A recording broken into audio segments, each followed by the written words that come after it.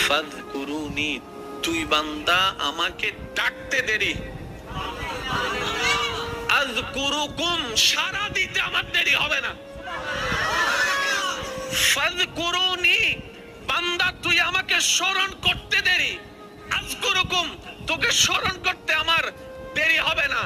এক কথাই ফাযকুরুনি, বান্দা অভাবে পড়ে তুই আমাকে স্মরণ কর, আযকুরুকুম, অভাব থেকে মুক্তি করার মাধ্যমে আমি তোকে স্মরণ করব। সুবহান।